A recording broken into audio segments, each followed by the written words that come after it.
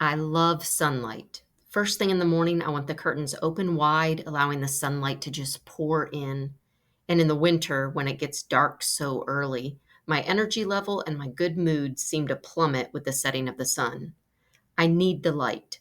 When my son was little, he recognized the same about himself and came to the conclusion that he is solar powered. Yep, me too, kid, solar powered. Sunlight is actually vital to life. It is necessary for plants to grow and provide food for us. It also provides warmth and vitamin D and is also proven to have positive impacts on our mood and energy level. We also need it to be able to see. Our eyes can't function without light. Laserforeyes.com explains it well. It says light is the key to our ability to see. Without it, we would have no vision at all.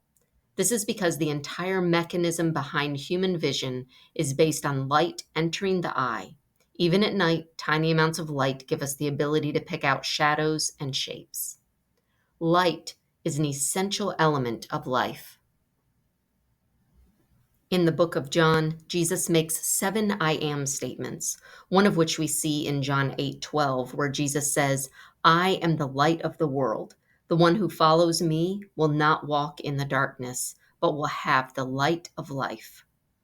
And Jesus says, I am the light, not a light, not one of many lights, but the light. 2 Corinthians 11:14 says that Satan disguises himself as an angel of light.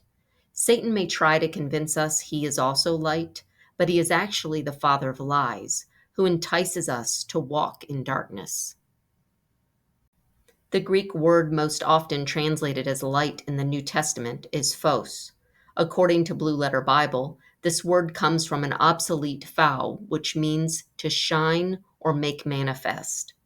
Manifest means clear or obvious to the eye or mind. This is who Jesus is, what he does for us. He opens our spiritual eyes, making us able to see the truth, see our need for salvation, see the path to eternal life, the path to abundant life, see hope, see God clearly. Everything is much clearer in the light. Jesus is the light that will guide us out of darkness. Jesus says in John 8:12, the one who follows me will not walk in the darkness. What does physically walking in the darkness look like? Well, since we can't see, we don't know which way to go. If we do attempt to move in the dark, it's easy to stumble and get hurt. And, well, being in the dark can be scary. Who knows what all dangers are lurking in the shadows? The darkness is disorienting, unsettling, and dangerous. Spiritual darkness isn't much different.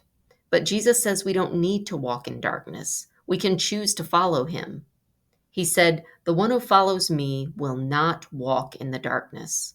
Where we walk is our choice. Ephesians 5:8-13 says, for you were once darkness, but now you are light in the Lord. Walk as children of light. For the fruit of the light consists in all goodness, righteousness, and truth, as you try to learn what is pleasing to the Lord.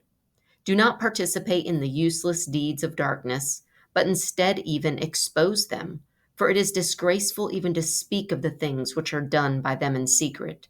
But all things become visible when they are exposed by the light, for everything that becomes visible is light. Spiritually speaking, walking is how we live our lives day to day, the things we do, say, and think, the decisions we make, what we do with our time, energy, and other resources. So, what does it mean to walk in darkness? Physical darkness is the absence of light. Spiritual darkness is the absence of the light of the world.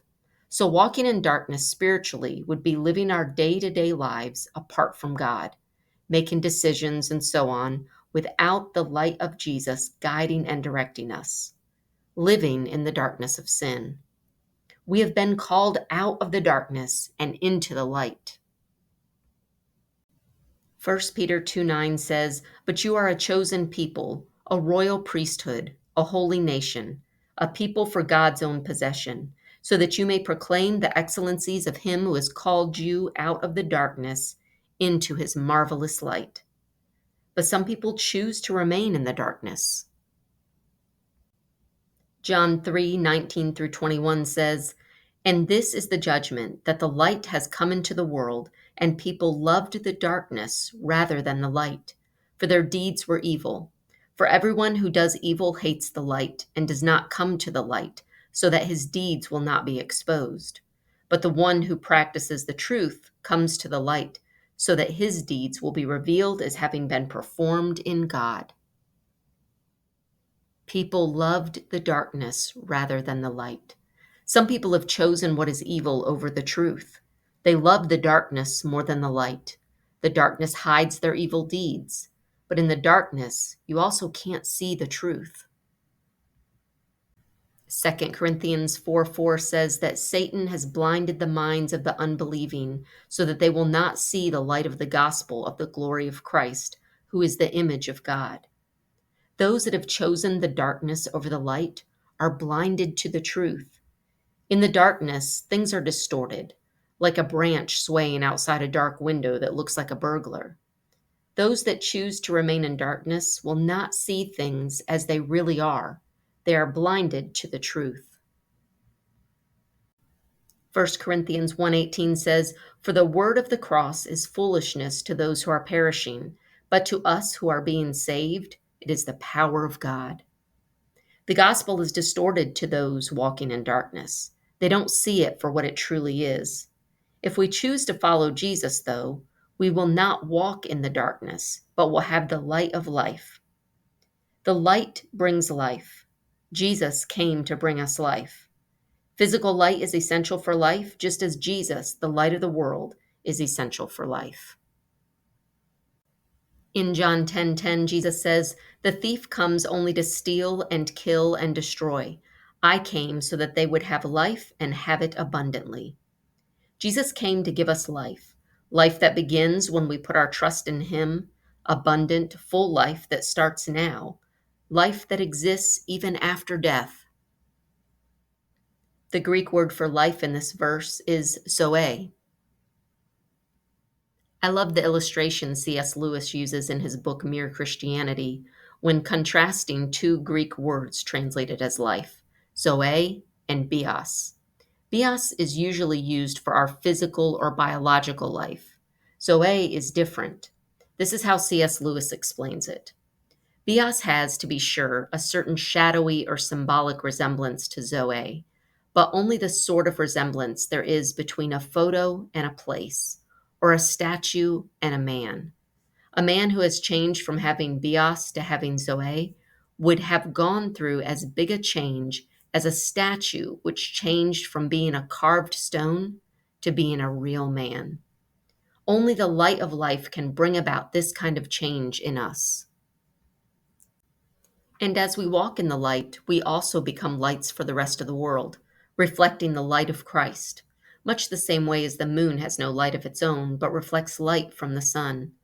In Matthew 5:14 through 16, Jesus says, "You are the light of the world. A city set on a hill cannot be hidden, nor do people light a lamp and put it under a basket, but on the lampstand, and it gives light to all who are in the house. Your light must shine before people in such a way that they may see your good works and glorify your Father who is in heaven." And in Acts 26, Jesus tells Paul he is sending him to all people to, as verse 18 says, "Open their eyes so that they may turn from darkness to light and from the power of Satan to God, that they may receive forgiveness of sins and an inheritance among those who have been sanctified by faith in me." From darkness to light, from the power of Satan to the power of God, from death to life. In Matthew 4:16a, Jesus quotes a prophecy of Isaiah, now fulfilled by Jesus' coming. "The people who were sitting in darkness saw a great light." Are you stumbling around in the darkness? If so, look towards the light. Choose to walk in the light that brings life. If you are already walking in the light, are you reflecting that light? Can others see Jesus in you?